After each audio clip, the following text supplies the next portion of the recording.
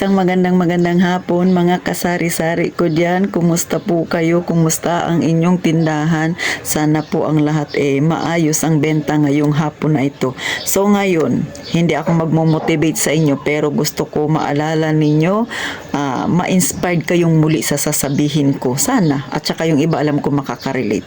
Alam niyo mga kasari, ngayon minsan inaabot tayo ng tamad o kaya minsan inaabot tayo ng, nag-iisip tayo na mag-quit na lang kaya ako. Kasi parang wala ring nangyayari. Parang yung kita ko sa tindahan, parang sakto-sakto lang. Ganun ba? Imbis na makaipon ka ng maging remembrance mo, yung para sa sarili mo, parang ang naiipon mo, yung konsumisyon. Bakit? Nagpapautang ka, hindi nagbayad. O konsumisyon ka na, nakakaroon ka ng kaaway. Hindi talaga yan maiiwasan kasari. O, diba? Imbis na magkaroon ka ng maraming kaibigan, nababawasan yung kaibigan mo, lalo na kung hindi mo pinautang. O, diba? Tapos yung kapitbahay mo, may sama ng loob sa'yo. Kasi nga, sabi mo hanggang 300 lang ang pautang mo. Tapos nagpilit, hindi mo na pinautang, hindi na nagbayad sa'yo. Ngayon, nangungonsumisyon ka. So, huwag nating intindihin yung mga ganyan mga kasari. Ang intindihin mo ay ito. Marami ka na bang napundar na gamit? Taas ang mga kamay na may mga napundar ng gamit galing sa kanilang munting tindahan. Alam nyo mga kasari, yan ang gawin ninyong inspirasyon. Alam nyo yung ating negosyo kahit na, katulad ako, maliit lang ang aking tindahan. Pero, kahit na maliit ang aking tindahan, ipinagpapasalamat ko yun kasi mas marami akong napundar na gamit nitong nagtindahan ako kesa nung nagtatrabaho ako. O bakit? Nung nagtatrabaho ko mga kasari, pagdating ng sahod, ng 15 days na pinagpaguran ko, syempre sunod nun sahod na. Nakapila rin yung bayarin ko. Tubig, ilaw. Syempre magtatabi rin ako ng para pang grocery ko sa bahay, pamasahe, o ano pa, syempre pang merienda, o kung ano-ano pang mga dapat mong bayaran. Nakasulat na yan. Pag tiningnan mo, yung sweldo mo, kulang pa ipangbayad, ipangtapal sa pangangailangan mo. Tapos makakahawak ka lang ng malaking pera kung ang sahod mo ay 15, kung ang sahod mo ay 30. Sinong nakaka-relate? Tapos yung hahawakan mo 5,000. Di ba mga kasari, totoo yan.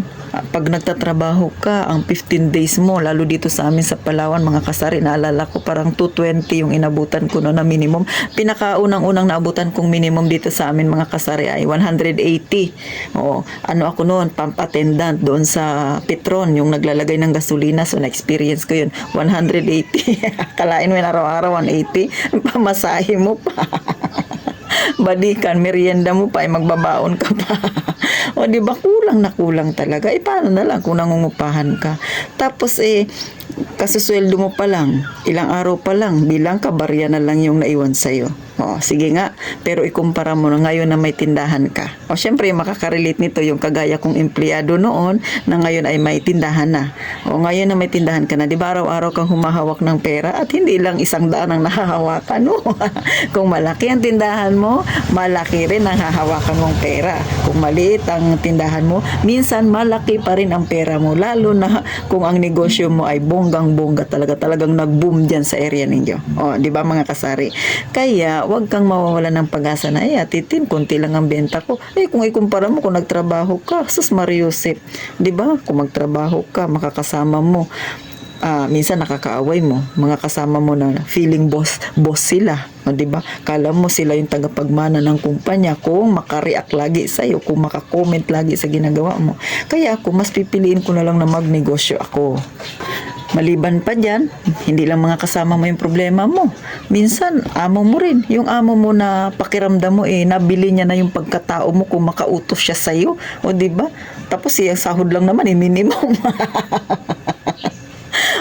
Umamin ka, relate ka ba, sisi, ha? Brother, relate ka ba sa ganyan?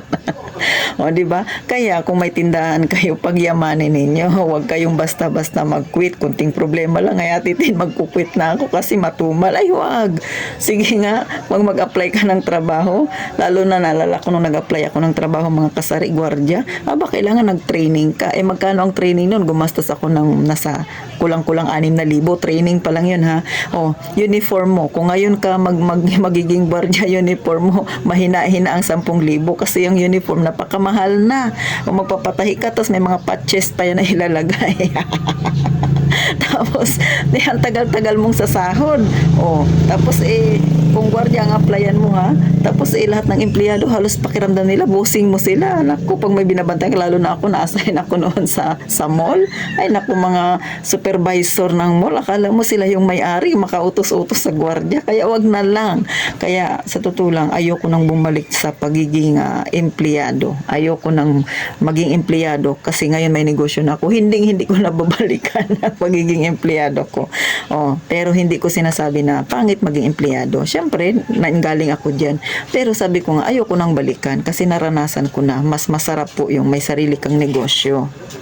Tsaka sa totoo lang mga kasari, masaya ako na may tindahan ako. Bakit?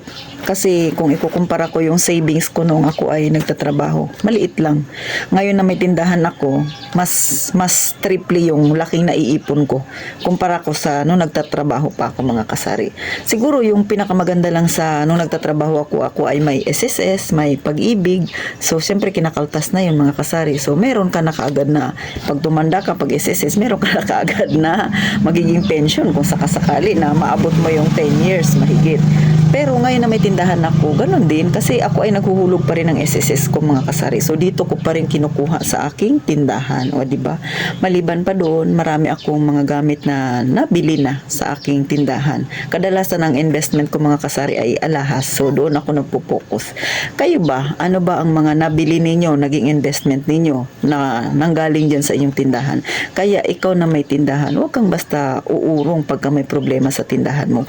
Harapin mo yung problema, gumawa ng paraan para mag-resolve at hindi pag-quit o kaya pagtigil sa negosyo ang sagot diyan. Kung sa tingin mo naman lumalaban ang tindahan mo, ay bakit ikaw may-ari hindi ka lumalaban na?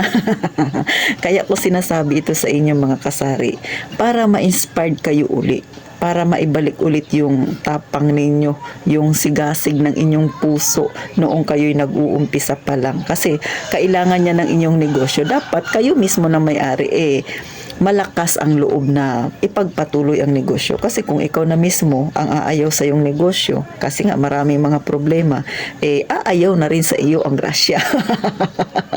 Char lang. O di ba mga kasari, kailangan pag may negosyo ka, ipaglaban mo. Tandaan mo na lang yung mga gamit, mga nabili mo, mga na para sa sarili mo, na para sa pamilya mo. Alam mong malaki ang naitulong yan sa iyong pamilya. Kaya huwag kang magkukwit.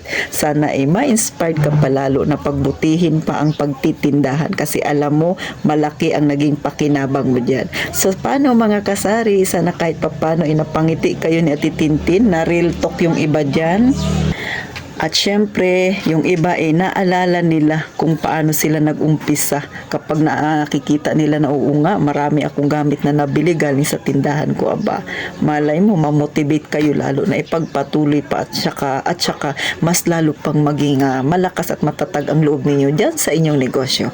So sana mga kasari, sa susunod na vlog ni Ate Tintin, magkwentuhan tayo ulit mga kasari. Sana tayo mismo magpalakasan ng ating loob at saka hihingi ako sa inyo ng isang subscribe please at sana wag kayong magsawa na panoorin si Ate Tintin dahil ang journey ko ay journey nyo rin kasari. So paano? Mag-iingat kayong palagi.